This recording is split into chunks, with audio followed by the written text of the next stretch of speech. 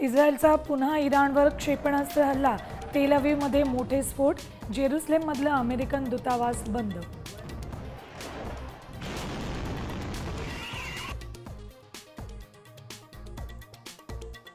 Ayatollah Khamenei कुठे लपलेत हे माहिती, तरी खामेनींना सध्या मारणार नाही.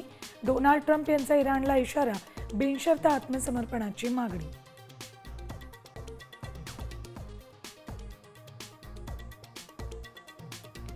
टोलबाबत खुशखबर मिळणार, केंद्र सरकार पुढच्या 2-3 दिवसात मोठी घोषणा करणार.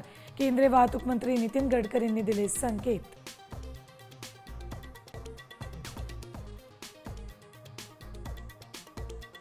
मान्सूननं संपूर्ण महाराष्ट्र व्यापला.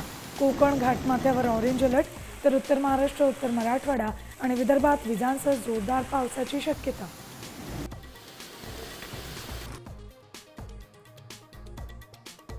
मनसे ठाकरे सेनेचं ठरलं, दोन्ही पक्षांचे कार्यकर्ते एकत्र येणार.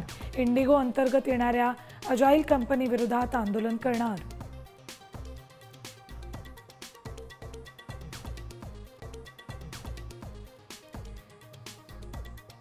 तुकोबारायांच्या पालखीचा प्रस्थान, देहूनगरीत भाविकांच्या स्वागतासाठी सज्ज. देवेंद्र फडणवीस, अजित पवारांची उपस्थिती.